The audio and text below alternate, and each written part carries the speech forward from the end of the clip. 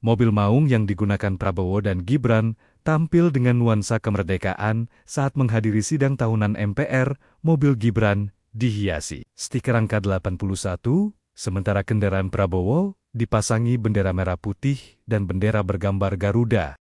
Usai sidang, mantan Menteri Agama Yakut Khalil Qomas membantah telah menerima uang sekitar 4,8 miliar rupiah terkait kasus dugaan korupsi kuota haji tambahan. Menurut Yakut, dakwaan jaksa hanyalah asumsi karena dirinya mengaku tak pernah menerima uang 1 rupiah pun terkait kuota penambahan haji tersebut. Untuk bisa mengungkap kebenaran, Yakut meminta pihak-pihak yang berinisiatif serta menikmati keuntungan dari jual beli kuota haji dapat dihadirkan di persidangan. Rencananya sidang lanjutan akan kembali digelar Pengadilan Tipikor pada pekan depan. Karena yang menerima uang itu orang lain, tetapi yang didakwa saya dengan asumsi. Sekali lagi saya sampaikan, saya tidak pernah menerima 1 rupiah pun dari proses ini. Jadi yang menerima tadi sudah disebut siapa, dan ada yang disebutkan aliran ke saya, dan itu adalah asumsi. Ya mereka itu yang jual beli kuota, yang kemudian menerima fee dan seterusnya, itu yang harusnya dihadirkan di sini. Mantan Menteri Pendidikan, Kebudayaan, Riset, dan Teknologi Nadiem Makarim kembali menjalani sidang banding di Pengadilan Tinggi DKI Jakarta terkait dugaan korupsi pengadaan laptop Chromebook. Nadiem menyoroti uang pengganti 809 miliar rupiah yang dibebankan padanya dan menegaskan dirinya tidak pernah menerima uang tersebut. Dalam sidang banding ini, pihak Nadiem menghadirkan 2 saksi dari pihak Goto, yakni Andre Sulistyo dan Adesti, untuk kembali membuka fakta-fakta yang menurutnya belum dipertimbangkan dalam putusan pengadilan negeri. Nadiem mengklaim transaksi 809 miliar rupiah tersebut tidak pernah masuk ke rekeningnya dan seluruh dana telah kembali ke rekening PT Akap. Ia juga membantah adanya hubungan antara transaksi 809 miliar rupiah dengan kebijakan pengadaan laptop Chromebook, termasuk dengan pihak Google.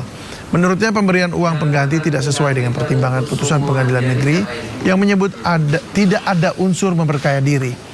Nadiem turut menyinggung perkara IBAM yang juga terkait kasus pengadaan laptop Chromebook dan Windows, yang mana menurutnya IBAM tidak pernah menerima aliran dana. Ya, karena dia tidak bisa menghadirkan. Pada saat di pengadilan negeri itu sudah dibuktikan bahwa 809 miliar itu tidak sepeser pun saya terima. Bahkan saya tidak mengetahui mengenai transaksi 809 miliar itu karena memang semua sudah dikuasakan kepada Goto, semua urusan korporasi. Bukan hanya tidak menerima sepeser uang pun, uang itu seutuhnya balik ke rekening PT Akap dan semuanya bukti transfernya sudah ada. Dan yang lebih janggal lagi adalah bahwa transaksi itu tidak ada hubungannya dengan Google, pihak yang dituduh diperkaya oleh kebijakan saya. Jadi bayangkan betapa kejamnya penuntutan dan manipulasi fakta dan hukum di era Jampitsus yang lama.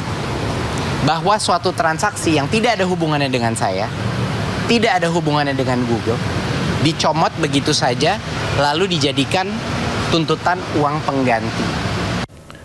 Sidang pra-peradilan ex-wakil Kepala BGN Ludwig Pusung yang seharusnya digelar hari ini ditunda. Sidang perdana yang seharusnya digelar hari ini di Pengadilan Negeri Jakarta Pusat ditunda hingga Kamis 13 Agustus 2026. Penundaan dilakukan karena kelengkapan legal standing para pihak belum terpenuhi.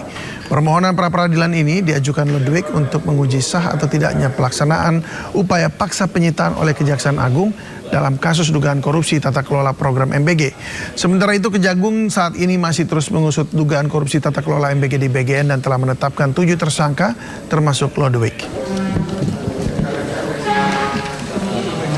Ini untuk memberitahukan kepada masyarakat bahwa dia ditahan tanpa bukti apapun juga, itu aja. Ya, jadi sama ya. Tersangka dan penahanan. Baik penahanan, baik penggeledahan apa segala macam, bagaimana mungkin ditahan karena tidak akan mengulangi perbuatannya. Selama dia 2 bintang sampai 3 bintang dia kondisinya bagus. Bagaimana untuk melarikan diri? Bagaimana untuk menghilangkan barang bukti apa yang diambil dari dia? Makanya saya bilang ini perkara penuh rekayasa. Makanya saya berani muncul dan berani mempertaruhkan ya bahwa dia sama sekali.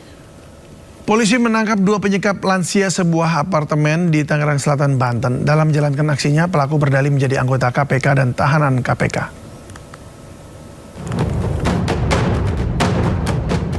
Dua penculik ini tak berdaya saat ditangkap unit reskrim Polsek Serpong, Tangerang setelah menyekap seorang lansia di sebuah apartemen. Saat dilakukan interogasi, keduanya melakukan penyekapan dan perampasan barang korban lantaran urusan bisnis demi keuntungan semata. Bahkan, guna melancarkan aksinya, kedua pelaku berdalih menjadi anggota KPK dan tahanan KPK. Menurut Kapolres Tangerang Selatan AKBP Boy Jumalolo, kedua pelaku merupakan kurir ekspedisi. Menurut polisi, kedua pelaku berhasil memeras korban hingga ratusan juta rupiah. Kesempatan ini saya sampaikan dalam menjalankan aksi, terduga pelaku A berperan dengan mengaku sebagai mantan tahanan KPK dan menyampaikan kepada korban bahwa dirinya memiliki aset pribadi yang telah disita oleh KPK senilai kurang lebih 3 miliar. Pelaku kemudian menyampaikan kepada korban bahwa aset tersebut bisa dicairkan namun membutuhkan biaya pengurusan sebesar 100 juta rupiah. Guna mempertanggungjawabkan perbuatannya, para pelaku dijerat dengan pasal berlapis dengan ancaman hukuman maksimal 9 tahun penjara. Dari Tangerang Selatan, Banten, Nunung Purnomo, iNews melaporkan. Kebakaran hutan yang meluas di Palangkaraya, Kalimantan Tengah mulai berdampak pada kesehatan warga sekitar. Sementara itu, wisatawan yang terlanjur datang ke Bromo tetap bisa menatapnya meski dari kejauhan.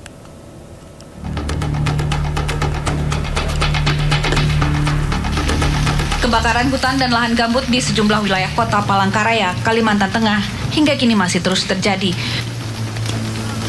Kondisi kian mengkhawatirkan karena api meluas dan mendekati jalan utama hingga permukiman seperti di Jalan Tinggang. Tim penanggulangan kebakaran hutan dan lahan terus berupaya memadamkan api. Tidak hanya menimbulkan kerugian pada lingkungan, kebakaran hutan yang terus meluas juga mulai berdampak pada kesehatan warga. Selama beberapa hari terpapar asap, warga mulai merasakan gejala gangguan nafas.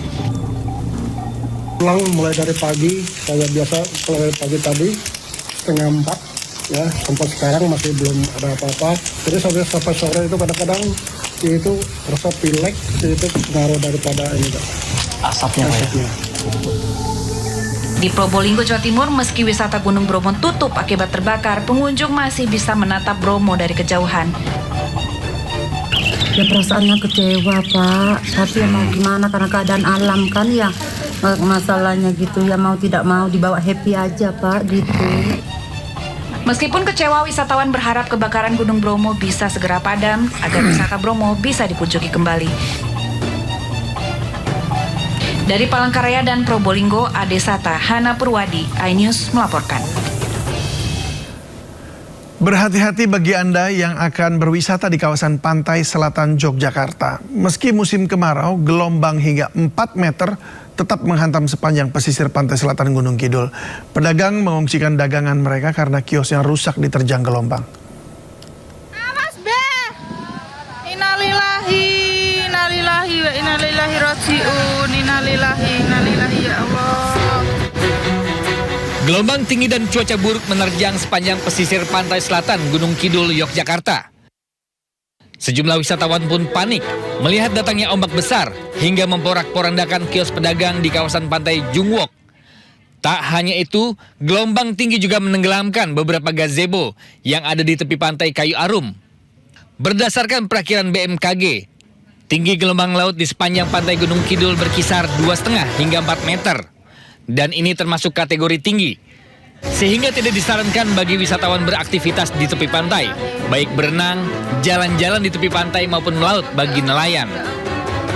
Peringatan juga dikeluarkan Koordinator Satlimas Rescue Istimewa Wilayah 1 Pantai Wedi Ombo, Sunu Handoko Bayu Sagara pada Senin lalu.